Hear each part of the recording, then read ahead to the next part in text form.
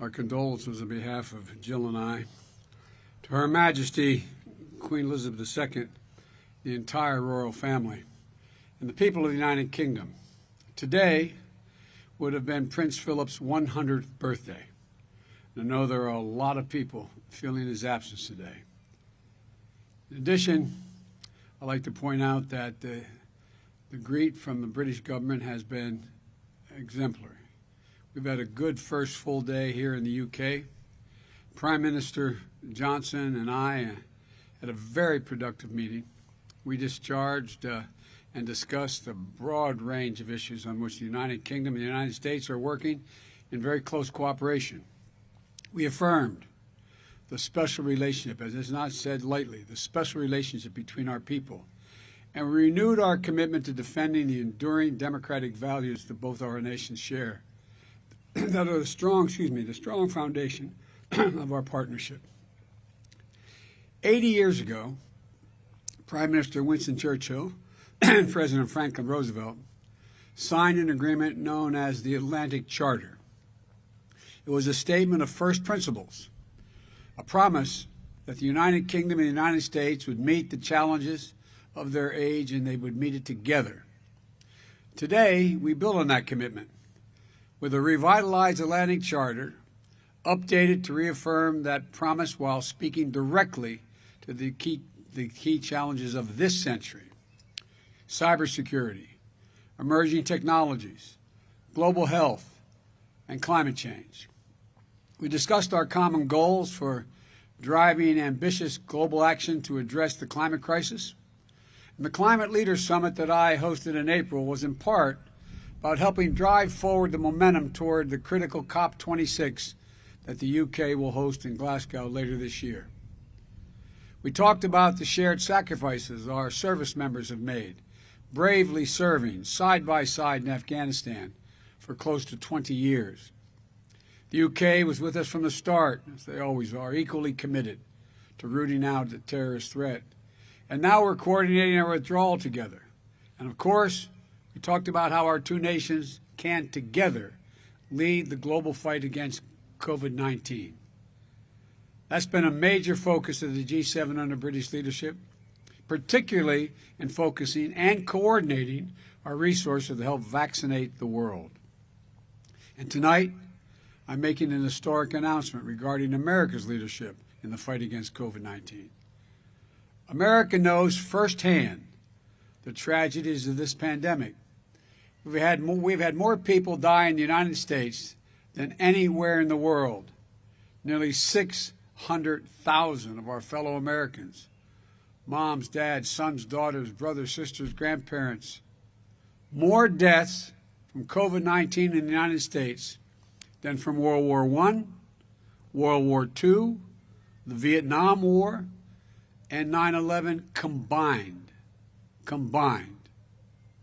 We know the tragedy. We also know the path to recovery. The United States has now vaccinated 64% of our adults with at least one shot. Just 4.5 months ago, we were at only 5% with one shot. It took a Herculean effort on the part of our government to manage one of the biggest and I would say most complicated logistical challenges in our history.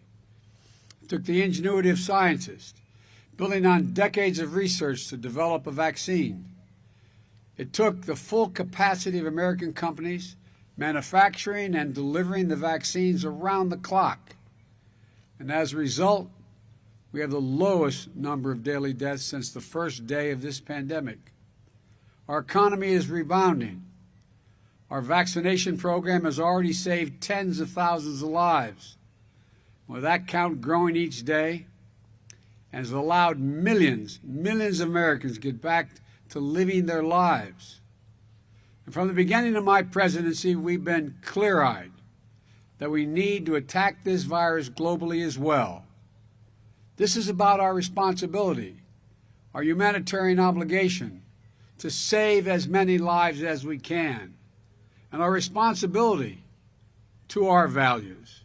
We value the inherent dignity of all people. In times of trouble, Americans reach out to offer help and offer a helping hand. That's who we are. And when we see people hurting and suffering anywhere around the world, we seek to help as best we can. That's why under both Republican and Democratic presidents, the United States has made transformative commitments to bolster global health. Commitments under President Bush like PEPFAR, which changed the global fight against HIV/AIDS. And in this moment, our values call us to do everything that we can to vaccinate the world against COVID-19. It's also in America's self-interest. As long as the virus rages elsewhere, there is a risk of new mutations that could threaten our people. We know that raging COVID-19 in other countries holds back global growth, raises instability, and weakens governments. And as we've seen in the United States, with evidence clear day by day, the key to reopening and growing economies is to vaccinate your people. Our vaccination program has helped the American economy begin to recover from the worst economic crisis in a century. Over 2 million new jobs created just in the last 4 months since I've become president. An historic decline in long-term unemployment. Businesses reopening, and a projected economic growth of 6.9%, the fastest in nearly 4 decades in America. Just as the American economy is recovering, it is in all of our interest to have the global economy begin to recover as well. And that won't happen unless we can get this pandemic under control worldwide. That's why, as I said in my address to the joint session of Congress in April, America will be the arsenal of vaccines in our fight against COVID-19, just as America was the arsenal of democracy during World War II. Over the past 4 months, we've taken a number of steps toward this historic effort. We have contributed more than any nation to COVAX, a collective global effort that is delivering COVID-19 vaccines across the world. We've supported manufacturing efforts abroad through our partnerships with Japan, India, and Australia, known as the Quad. We've shared doses with our neighbors, Canada and Mexico. And in addition, 3 weeks ago, with America's vaccines supplied secured, and with confidence we have enough vaccines to cover every American who wants one, we announced that we would donate 80 million doses of our own vaccine in-house now to supply the world by the end of June. Many of these doses are shipping to countries around the world as we speak. And today, we're taking a major step that will supercharge the global fight against this pandemic. In my direction, the United States will purchase an additional 500 million doses from Pfizer vaccine, that will donate nearly 100 low and lower middle income countries. They will be the beneficiaries. Let me say that again. The United States will purchase 500 million doses of Pfizer's COVID-19 vaccine to donate to nearly 100 nations that are in dire need in the fight against this pandemic. That's a historic step, the largest single purchase and donation of COVID-19 vaccines by any single country ever. Importantly, this is the mRNA vaccine, which has proven to be extremely effective against COVID-19 and every known variant of that virus thus far. These 500 million vaccines will start to be shipped in August, as quickly as they roll off the manufacturing line. 200 million of these doses will be delivered this year, 2021, and 300 million more will be delivered in the first half of 2022. And let me be clear. Just as with the 80 million doses we previously announced, the United States is providing these 500,000 doses with no strings attached. Let me say it again, with no strings attached. Our vaccine donations don't include pressure for favors or potential concessions. We're doing this to save lives to end this pandemic. That's it, period. I also want to thank Albert Bourla, Pfizer's CEO and chairman, for joining me today. We've gotten to know each other over the last few months. He and I and his entire team have really, he's really stepped up at this critical stage in our fight against the pandemic. And the plan is for 500 million doses that we'll be sending around the world to be produced in the United States, including at Pfizer's manufacturing plant in Kalamazoo, Michigan. 80 years ago, not too far from that plant in Kalamazoo, in the Detroit area, American workers built tanks and planes and vehicles that helped defeat the global threat of fascism in World War II. They built what became known as the arsenal of democracy. Now, a new generation of American men and women, working with today's latest technology, is going to build a new arsenal to defeat the current enemy of world peace, health, and stability, COVID-19. Albert was gracious enough to welcome me to Kalamazoo plant back in February. It's incredible, the ingenuity, the care, the safety that goes into every single dose as I toured the entire plant. Most of all, when you're there, you feel the pride of every worker there feels, how the pride they feel in what they're doing. I've been to a lot of plants. I'm a big union guy. I've been doing it my whole career. But you could see the looks on their faces. They were proud.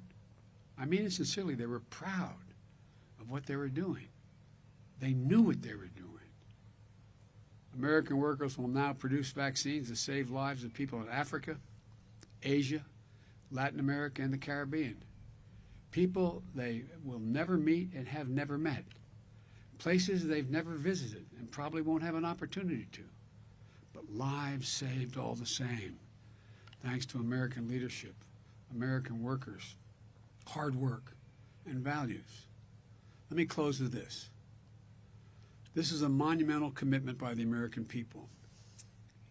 As I said, we're a nation full of people who step up at times of need to help our fellow human beings, both at home and abroad. We're not perfect, but we step up. Well, we're not alone in this endeavor. That's the point I want to make. We're going to help lead the world out of this pandemic, working alongside our global partners. Under the UK chairmanship of the G7, democracies of the world are poised to deliver as well. This U.S. contribution is the foundation for additional coordinated efforts to help vaccinate the world. The British government, the Prime Minister, has led a strong campaign to get people vaccinated across the UK. And I'm grateful they're making their own generous donation. Tomorrow, the G7 nations will be announcing the full scope of our commitment, our meaning the G7. And I want to thank all of my G7 partners for stepping up to recognize our responsibility to meet the moment. I'm looking forward to working with my counterparts on these efforts in the coming days and much more. One final point I want to make clear. This is not the end of our efforts to fight COVID-19 or vaccinate the world. We have to turn manufactured doses into shots in arms to protect people and communities. That's why the United States is already providing hundreds of millions in funding to support last-minute vaccination efforts, including new funding from Congress as part of the American Rescue Plan, and working with programs in Latin America, Asia, and Africa.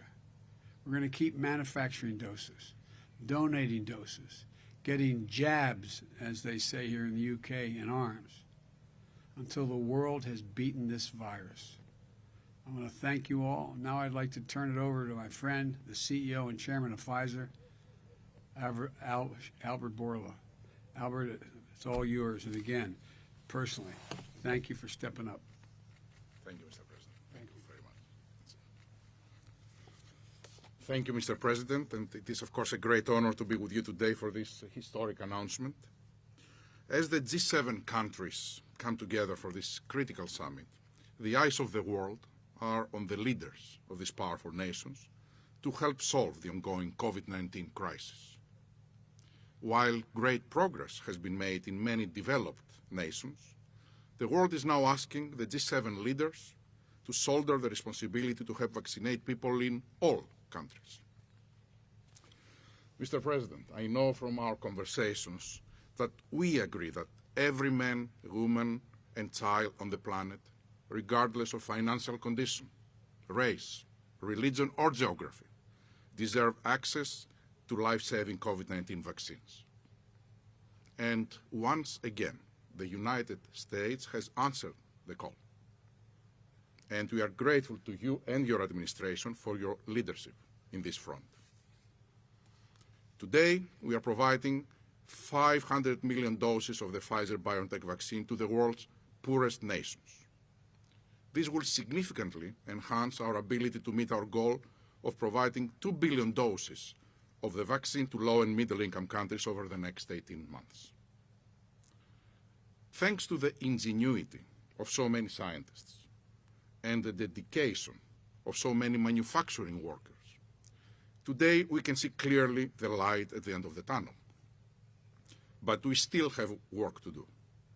And I can assure you, Mr. President, that we will be relentless in pursuing more solutions to end the pandemic. Just this week, we began dosing participants aged 5 to 11 years old in a global phase 2-3 study. And as we speak, we continue our studies in pregnant women. We are also closely monitoring and addressing the emerging variants.